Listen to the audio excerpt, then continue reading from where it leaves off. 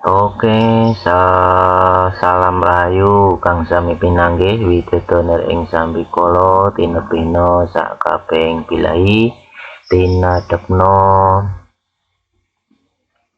Agung Redana mugi tansah manggiya syukur harja bagya mulya anduk wahyuning Gusti ingkang sumandhak wonten ing jiwangga kita sedaya Raden Sagung dumadi satuhu.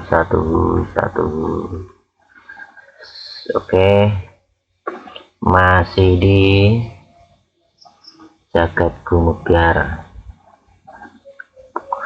meneruskan pembahasan kita yang kemarin, lapisan kesadaran. Yang kemarin kan kesadaran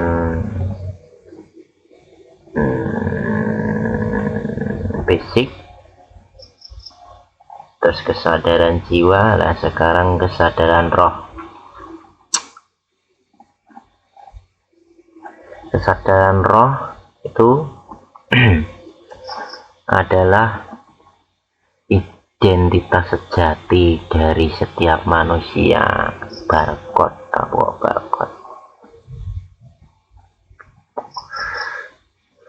ibaratnya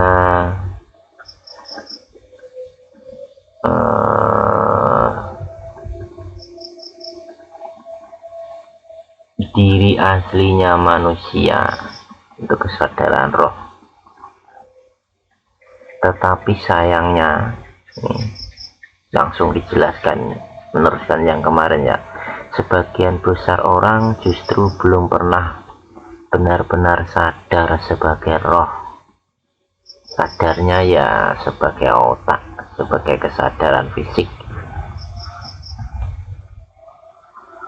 Hanya sedikit orang yang mencapai hal itu. Sedikit itu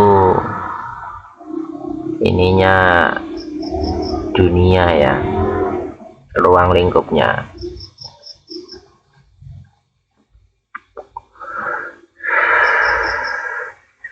Terus roh adalah kesadaran yang jauh lebih tinggi daripada kesadaran jiwa. Yang kemarin kan udah bahas kesadaran jiwa, ini atasnya lagi. Apabila jiwa hanya menyadari hal-hal yang berada di sekeliling tubuh fisik,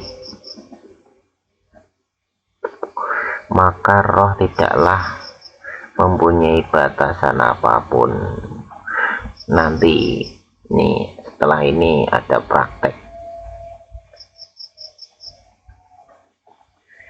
prakteknya ya semacam mati sakjroning urip.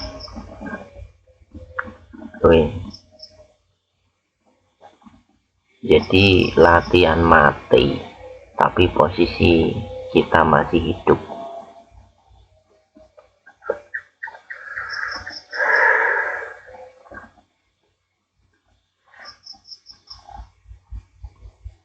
Maka roh tidak mempunyai batasan apapun, baik tempat, waktu maupun dimensi.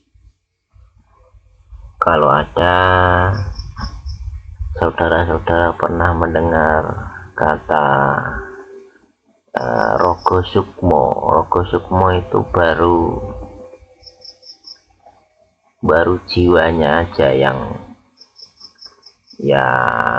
pergi dari tubuh fisik. Nanti kita latihan Rogo Sukmo setelah ini kayaknya.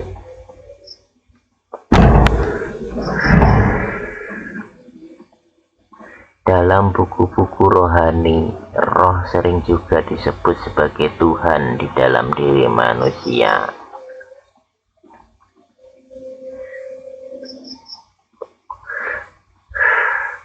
Pada banyak orang, roh dengan seluruh atribut keilahiannya terkurung rapat oleh ego duniawian. Jadi aslinya itu ada, sifat-sifat ketuhanan itu ada dalam diri kita. Bahkan bahkan dulu Siti Jenar ya, Siti Jenar itu pernah menampakkan sifat ketuhanannya pada orang awam, sehingga banyak spekulasi di situ. Ada yang memandang positif, juga ada yang memandang negatif.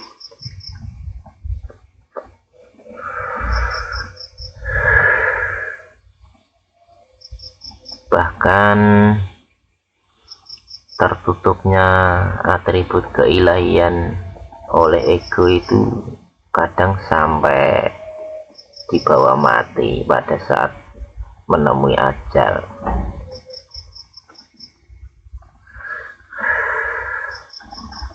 Hal ini mengakibatkan orang-orang tersebut menyia-nyiakan kehidupan bagi hal-hal yang semu.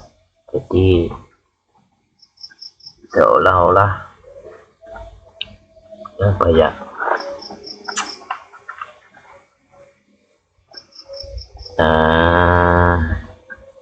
tindakan kita yang kurang bagus itu cenderung ke negatif itu gara-gara ini sifat keilahiannya tertutup dengan rapat. Banyak noda kalau di agama, banyak dosa.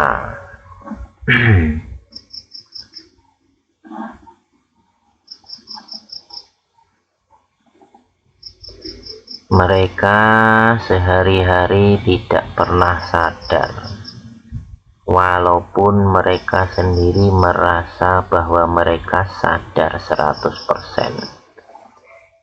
Jadi kesalahannya orang salah itu tidak pernah mengakui kesalahan. Kesadaran mereka hanya terbatas pada kesadaran fisik saja. Yang masuk logika menurut dia itu ya itulah yang benar. Padahal ada kebenaran yang lebih abadi, lebih murni, lebih benar. Sehingga secara spiritual dianggap sebagai tidak sadar. Itu ya penjelasan kesadaran roh. Kemudian ada hubungan antar kesadaran.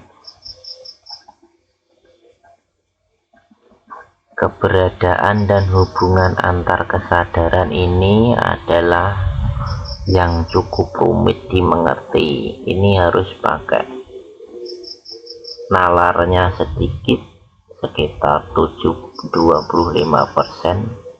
Nanti yang 75% keimanan ya. Sebab saya misalkan begini nih, kalau enggak ada yang percaya juga sama aja. Saya dianggap ngedabus.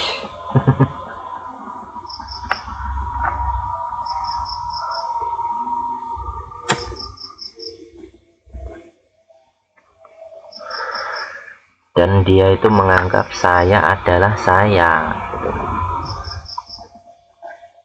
Bagaimana mungkin ada 3 kesadaran dalam diri saya? Ini masih kekeh kayak yang kemarin tuh.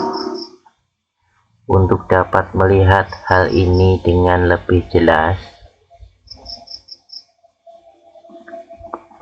mungkin kita dapat melihat sebuah contoh sederhana. Ini mau masuk contoh lagi nih. Pernahkah Anda bermain video game? Game lah, di baik itu PlayStation apa sekarang game-game di gadget banyak, atau melihat seseorang yang sedang bermain game. Kita bayangin dulu, pakai acara kita aja, kita sedang memainkan game.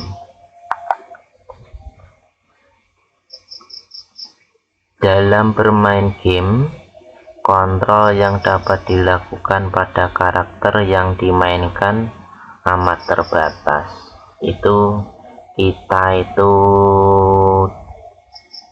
kalau kita sedang main game kita ambil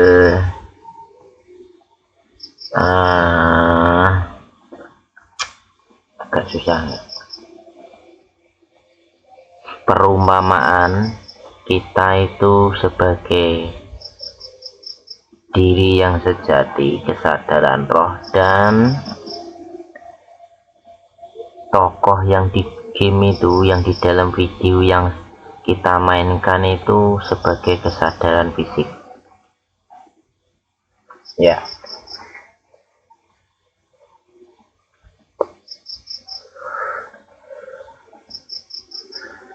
Jadi tokoh yang di dalam game itu kan terbatas,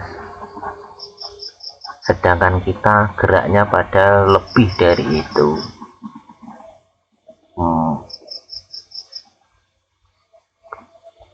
Mungkin kontrol yang ada pada karakter di dalam permainan hanyalah maju, mundur, gerak kanan, gerak kiri, gerak ke kanan, dan melompat.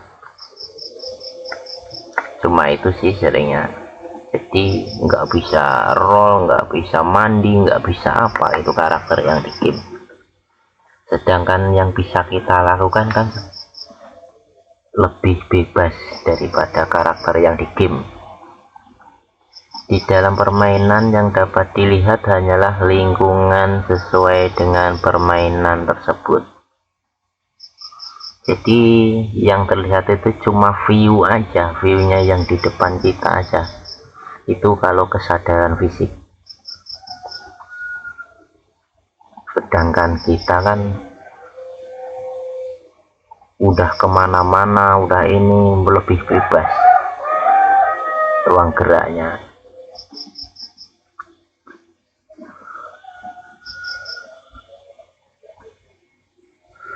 Semua interaksi sudah tentu dapat dilakukan hanya dengan karakter-karakter lain yang ada di dalam permainan. Jadi kalau kita bermain game misalkan aja apa ya, COC lah ibaratnya, kita mau perang aja kan cuma terbatas.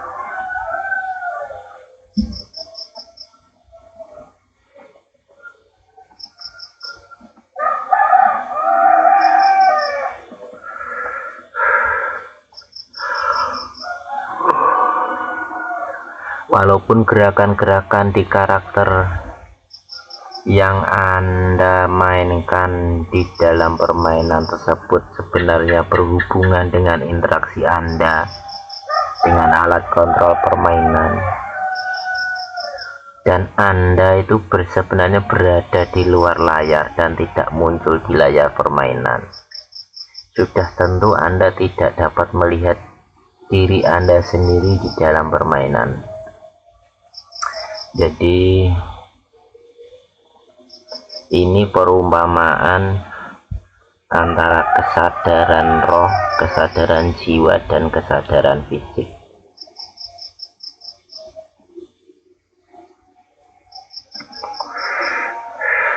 Jadi seolah-olah kita ini hidup di dunia yang serba terbatas ini. Sebenarnya kalau kita jadi pemainnya, itu kita bisa melampaui lebih dari dunia ini.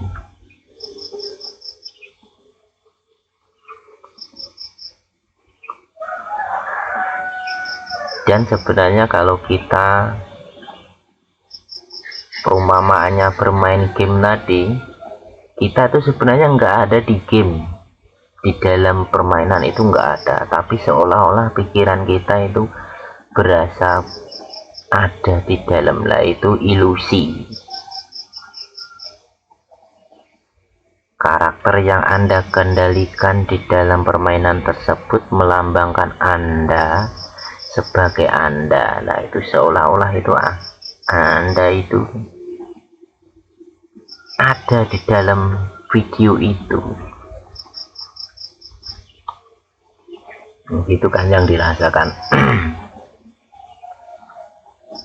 tetapi juga dapat dikatakan bukan Anda, tetapi sebenarnya ini agak sulit dicernai.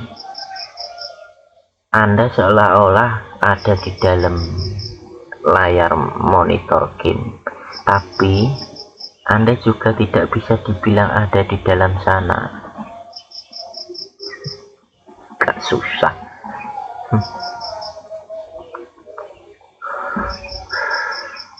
Anda sendiri berada di luar layar komputer. Nih, baru diingatkan. Kamu itu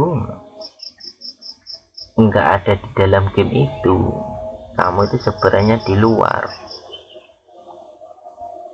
Tapi seolah-olah kamu ikut mempermainkan, ikut dalam permainan itu gitu. Perhatian Anda mungkin tertuju pada layar komputer, tetapi apabila Anda yang memanggil nama Anda, ada yang memanggil nama Anda, saya tunggu. Gini, kita fokusnya pas main game itu di komputer. Itu kan seolah-olah kita masuk ke dalam komputer, pikiran kita. Tapi apabila ada yang memanggil nama Anda masih dapat mendengar.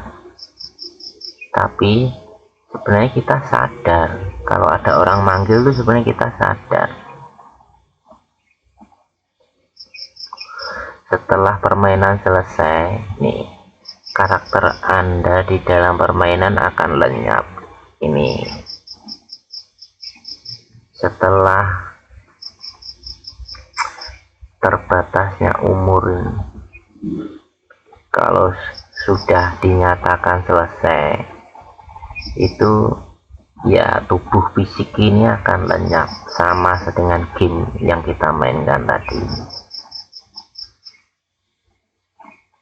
Tapi Anda masih tetap ada. Kita yang sebenarnya itu masih tetap ada. Tapi kenapa tadi seolah-olah waktu kita bermain game itu kenapa seolah-olah kita sedang benar-benar berperang melawan lawan kita, kan gitu. Seluruh interaksi yang terjadi di dalam permainan mungkin masih dapat Anda ingat, iya kan? Itu ilusi lah kalau namanya itu, ilusi.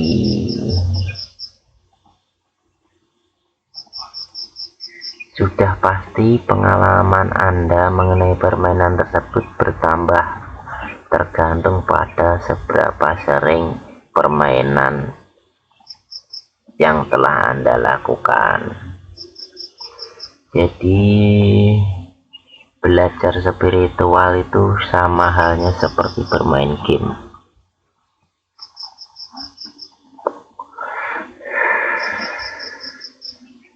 Semakin Anda sering-sering, kalau kita kan baru sampai tahap meditasi, sering-sering latihan meditasi, lama-lama kita itu nyadar bahwa kita itu sebenarnya bukan diri yang sebenarnya.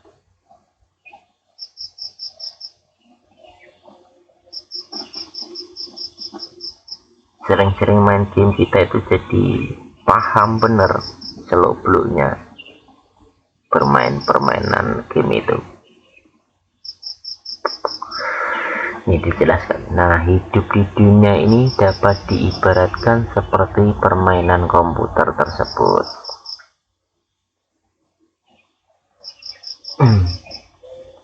Tubuh fisik dengan kemampuan untuk berinteraksi sebenarnya telah dibatasi oleh program khusus.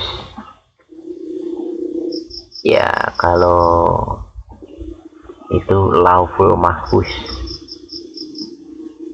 udah ada coding-codingnya di sana.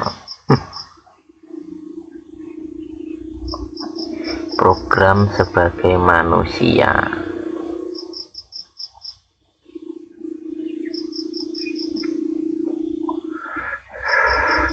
Roh atau pribadi yang tinggi sebagai permainan yang sebenarnya berada di belakang layar kehidupan dan tidak terlihat langsung di layar permainan. Kita yang sedang main game itu yang nggak ada di layar.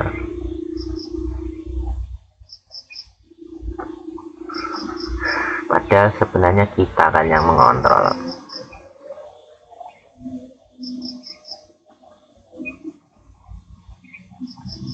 Di dunia ini sebagai manusia dalam keterbatasan badan kasatnya, informasi yang dapat ditangkap oleh kelima indera kita hanyalah segala sesuatu dalam batasan dunia fisik saja. Kayak karakter game itu ya udah bisanya loncat sama samping kanan kiri, lari, berhenti, mukul, ya udah itu aja. Sangat-sangat terbatas.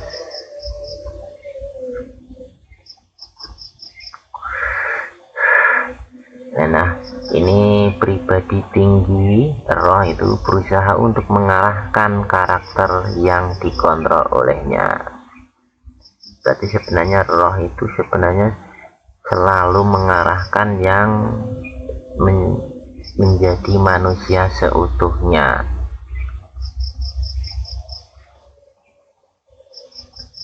Tapi kadang-kadang ya ada errornya juga. Pribadi, mengapa yang manusia yang dari sudut pribadi tinggi berada dalam bentuk yang sangat primitif? Kita itu kalau bagi orang yang sudah kesadarannya tinggi itu, kita yang normal ini yang menjalankan segala sesuatunya pakai akal itu, pakai otak itu masih disebut primitif.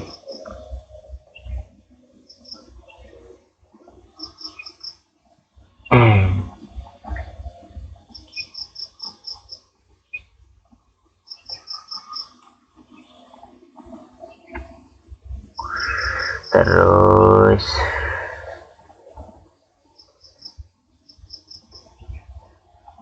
dan sifatnya manusia itu sangat sulit dikontrol oleh pribadi yang lebih tinggi tadi. Beberapa pribadi tinggi malah hampir kehilangan kontrol terhadap manusia yang diperankannya. Ada beberapa orang yang kehilangan kontrol sebagai pribadi tinggi. Jadi seandainya rohnya itu mengajarkan kebaikan, itu manusianya malah selalu melakukan keburukan. Itu contohnya kalau pribadi tinggi kehilangan kontrol terhadap manusia yang diperankannya, ataupun sampai ke tingkat kehilangan kontrol secara total. Gila. Yang kehilangan kontrol secara total itu gila. Ini sama seperti kontrol game yang tadi yang sudah rusak, error, yang hampir tidak berfungsi lagi. Terus pribadi tinggi yang ke belakang layar ini mempunyai sudut pandang yang jauh lebih luas daripada apa yang terlihat di dunia ini. Kalau kita main game, karakter yang di dalam game itu ruang lingkupnya cuma itu aja, padahal kita itu sangat luas kok pandangannya. Itu melambangkan kalau manusia fisik dan roh itu sangat jauh berbeda, sangat jauh dari tingkat kebaikannya.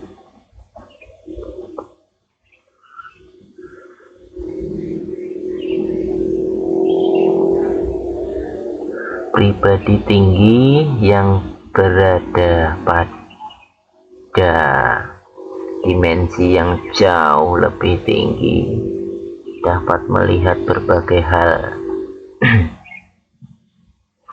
di dimensinya, dan semua hal-hal di dimensi yang lebih rendah sekaligus. Jadi kalau kesadaran jiwa, kesadaran roh itu sudut pandangnya udah beda. Kalau kita misalkan mandangnya harta terus, nah kalau kesadaran jiwa dan kesadaran roh itu ya mandangnya harta, ya mandang ibadah, ya mandang nanti setelah mati kemana, itu termasuk udah mempunyai kesadaran jiwa dan kesadaran roh.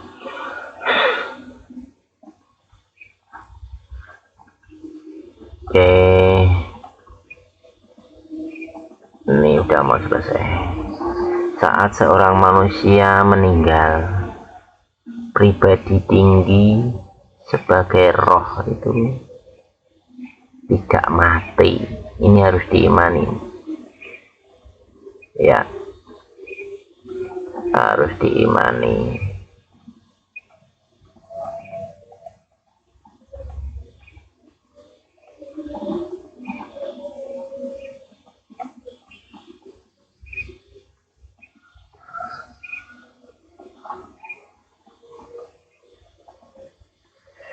Sudah tentu diketahui dan diingat oleh pribadi tinggi. Jadi kejadian yang dialami manusia itu pasti diingat oleh pribadi yang tinggi. Jadi ada seolah-olah ada kisah nanti di alam sana akan diperhitungkan dan diperlihatkan segala amal perbuatannya, kan gitu kan.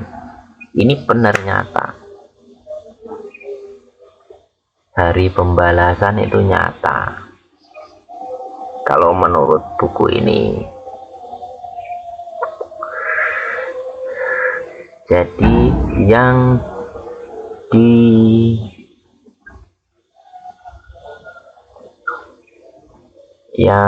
diperhitungkan itu yang awalnya rohnya itu menempel di tubuh fisik ini, dan tubuh fisiknya sudah mati, ya udah yang rohnya diminta untuk bertanggung jawab. Ya tahu semua, karena dulu sebenarnya biarpun kita itu kan ada, biarpun kita tidak mengetahuinya, itu roh itu memang benar-benar ada.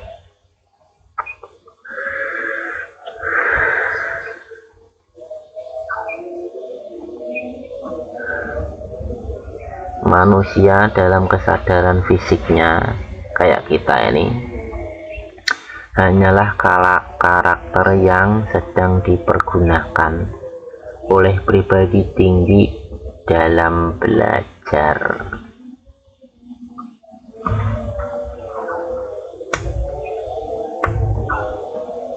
Menurut kepercayaan reinkarnasi, ini yang bagi yang percaya reinkarnasi, setelah sebuah peran yang dipergunakan selesai, misalkan kita pada kehidupan yang sekarang ini jadi manusia misalkan ya, dan telah selesai, telah mati, pribadi tinggi tentu akan berusaha untuk melakukan lebih baik lagi. Pribadi tinggi akan mengambil lagi karakter baru. Ini tergantung dari perbuatannya di kehidupan yang sebelumnya. Sebuah peran baru untuk berusaha melakukan lebih baik. Kayak dulu Sun Gokong, Cupatke lah, dulu kan kaisar langit, setelah itu kurang bagus attitude-nya terhadap wanita, dan dilahirkan kembali menjadi seekor babi kan gitu.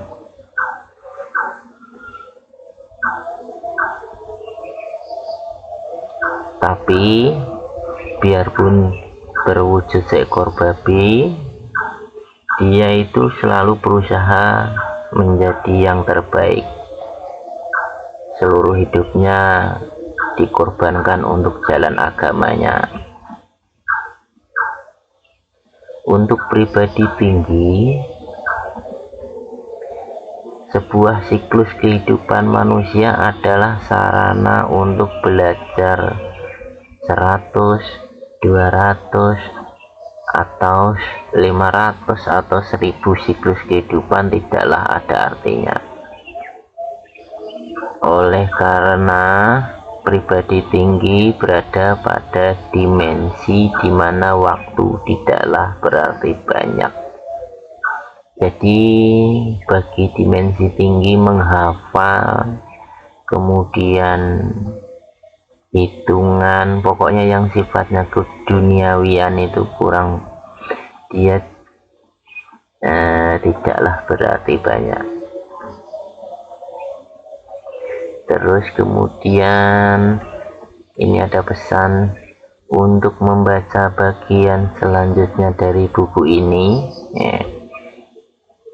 untuk menonton bagian selanjutnya dari video ini, dari channel ini Jagat Gumebyar, diharapkan penonton itu terbuka untuk menerima hal-hal baru.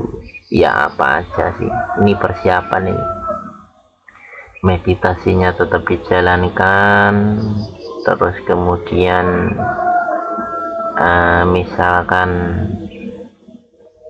seolah-olah ibarat kata hati kita itu penuh dengan ego, coba dibersihkan dulu, mencoba ikhlas menerima apa yang akan terjadi di kemudian hari. Itu dipersiapkan dulu, berusaha legowo. Ya udahlah, ini berarti besok-besok kalau ada ujian berarti ya emang mau naik tingkat. Berarti besok-besok kalau ada kesengsaraan, ada dua hal yang perlu itu. Kalau nggak ujian ya siksaan. Siksaan itu fungsinya buat membersihkan diri. Kalau di agama membersihkan dosa.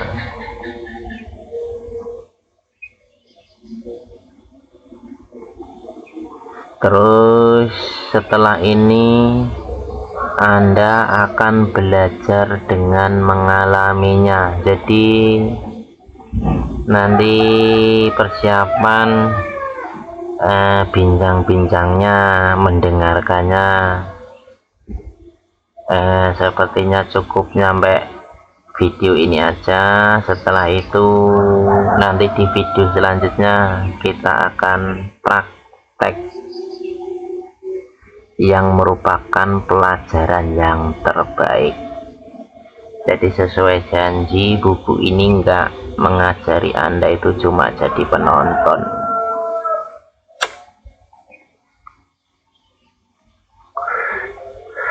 Sengaja dalam video ini memang saya bikin selalu merokok, hampir tidak putus, supaya saudara-saudara penonton ini, bagi yang perokok,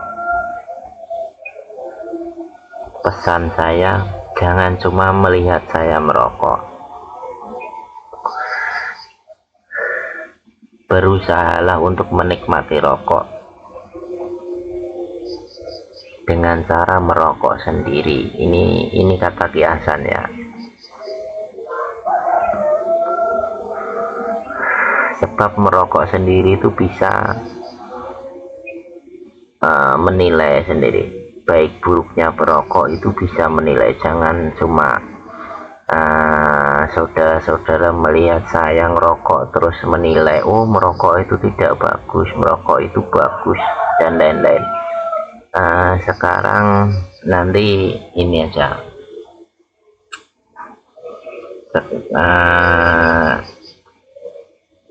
gimana rasanya jadi perokok itu, ya saudara-saudara sendiri mengalami, oh di lidah rasanya pahit, nanti kalau sudah kecanduan, kalau nggak ngerokok rasanya asem, lah itu kita rasakan sendiri. Terus gimana jadinya seorang spiritualis itu, oh kayak dukun-dukun itu, penggemar spiritualis kan identik dengan dukun-dukun ya, itu komentarnya miring kalau kebetulan lagi menyembuhkan yang lagi tidak enak badan, oh komentarnya bagus. Jadi kita itu nggak usah menilai lagi, kita langsung terjun jadi spiritualis. Gimana rasanya orang meditasi kan udah merasakan. Terus kemudian sebenarnya waktunya mau saya jeda lebih lama, takut banyak yang kabur. Gimana rasanya meditasi itu kan,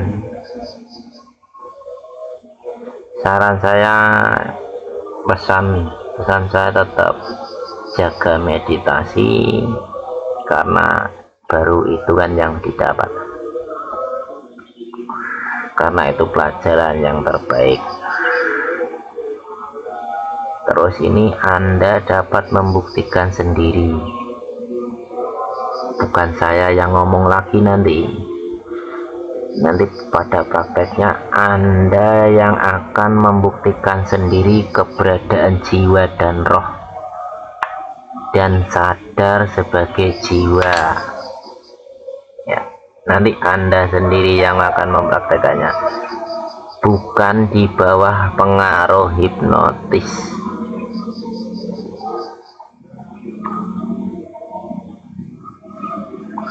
Sudah tentu Anda harus terbuka dan tidak memberikan sugesti pada diri Anda untuk tidak menerima hal-hal yang baru sebelumnya tidak pernah Anda ketahui.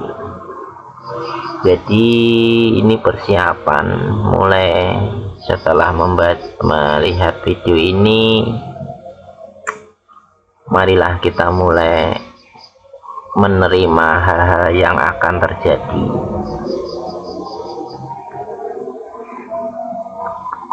Tidak usah menggerutu, tidak usah putus asa, tetap laksanakan meditasi dan bersiap menerima hal-hal yang baru. Oke,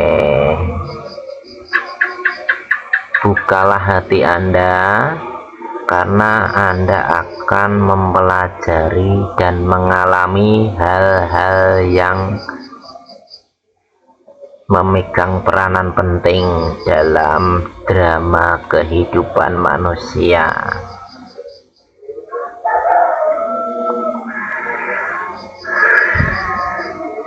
Kalau Anda merasa belum siap untuk itu, kalau kepicikan Anda membuat hati Anda belum mau membuka diri, saya sarankan berhenti di sini, jangan diteruskan. Ya, dah nanti kalau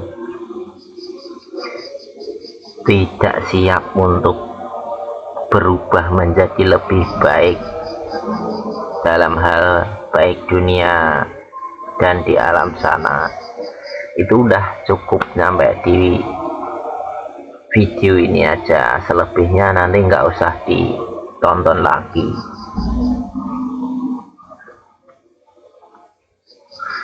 Oke, dari saya mungkin cukup sekian pesannya ya. Ini sudah mulai seleksi, barang siapa yang masih tekun mempelajari dan bermeditasi, ya nanti ada video-video selanjutnya. Dan tapi kalau Anda tidak siap untuk membuka diri, membuka hati menuju kebaikan, masih berat dalam hal keburukan, ya cukup sampai di sini dulu aja sebelum terlanjur melangkah lebih dalam. Soalnya ini perkara batin ya.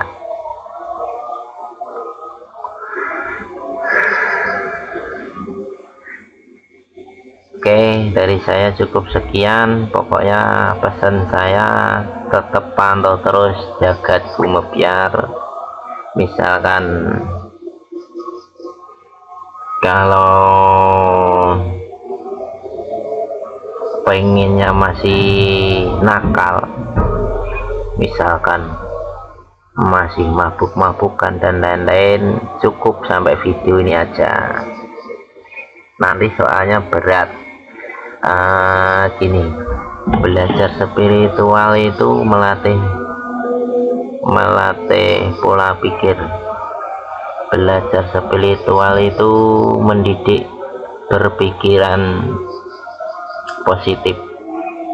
Belajar spiritual itu melatih berperilaku positif.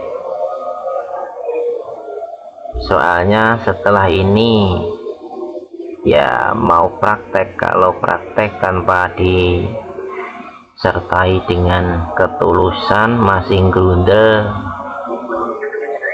ada dua pilihan. Kalau dari saya ada dua pilihan: diteruskan meditasi dulu sampai benar-benar ketemu yang baik, terus baru nonton video selanjutnya. Atau opsi kedua, jangan pernah nonton video dari jagat Gumebyar lagi. Kalau yang sudah terlanjur subscribe, kalau tidak kuat, kalau minder, kalau tidak terbuka untuk kebaikan, silahkan unsubscribe lagi ya. Ini peringatan. Kalau masih mau melanjutkan belajar spiritual di sini, ya silahkan lanjutkan. Nanti ditunggu aja video selanjutnya. Oke, dari saya cukup sekian. Salam rahayu, sagung dumadi.